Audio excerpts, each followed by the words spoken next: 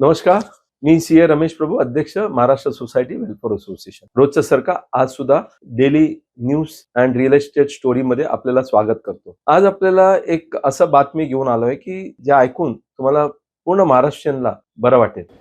गृहनिर्माण संस्थांमध्ये काय होतंय की जेवढा फ्लॅट धारक आहे, समजा एखादा फ्लॅट बिल्डिंग मध्ये 20 फ्लॅट धारक आहे, ह्या सर्व 20 फ्लॅट धारक येऊन एक कॉमन संस्था स्थापन करतात under the Maharashtra cooperative societies act. त्याला हाऊसिंग सोसायटी म्हणतो.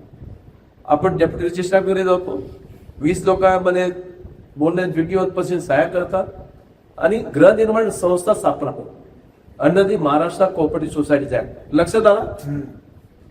आणि याचा उद्देश काय असतो? महाराष्ट्र कोऑपरेटिव्ह सोसायटी ऍक्ट मध्ये आपण गृहनिर्माण संस्था स्थापन करतो. त्याचा मूळ उद्देश काय? तुम्ही उपविधी बघितलं, उपविधीमध्ये 5 नंबर उपविधी आहे, त्याच्यामध्ये फर्स्ट उपविधी 5A, त्याच्यामध्ये to obtain the conveyance of land bearing CTS number so and so किंवा survey number so and so, हिस्सा number so and so, and to get the conveyance under the Maharashtra ownership flat act. म्हणजे जे Maharashtra ownership flat act मध्ये जे flat आम्ही घेतलेला आहे, त्या जमीन आम्ही घेतलेल्या आहे, त्याच्या कन्व्हेन्स घेण्यासाठी आम्ही हे संस्था स्थापन केली आहे. हे पहिला उद्देश. दुसरा उद्देश आहे की हा जे कॉमन एरिया आहे त्याच्या मेंटेनन्स करणं. तिसरा उद्देश आहे पैसे गोळा करणं. चौथा उद्देश आहे की कल्चरल ऍक्टिव्हिटी करणं आणि बाकीचं जे काही लोकांचा संबंधित बिल्डिंग मेंटेन करणं, हे करणं, ते करणं. बरोबर आहे. हे महत्वाचे 4 ते 5 उद्देश आहेत. पहिला उद्देश आहे कन्व्हेन्स घेणं. म्हणजे अर्थ काय झालं की 20 लोक जे गाळेधारक आहेत, फ्लॅटधारक आहेत, ते स्वतःच्या नावाने कन्व्हेन्स घेत नाही, स्वतःच्या नावाने कन्व्हेन्स डीड करून घेत नाही. त्या अधिकार हे जनरल बॉडीमध्ये आणि बायलॉ प्रमाणे गृहनिर्माण संस्थेला दिलं जातात आणि 7/12 जे आहे किंवा प्रॉपर्टी कार्ड आहे ते कोणाच्या नावावर केलं जातात? सोसायटीचा.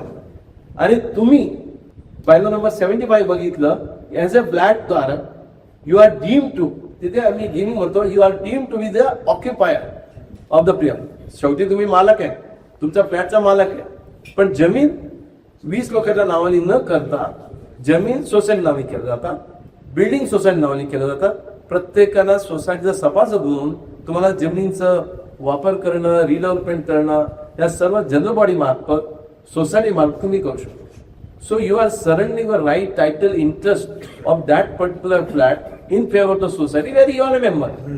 खूप खूप धन्यवाद. हा व्हिडिओ आपण लाईक करा, सबस्क्राईब करा आणि आपलं वाटत असेल की तुमचं मित्रांना सुद्धा ह्याचा फायदा होऊ शकतो म्हणून ह्याला व्हायरल करा.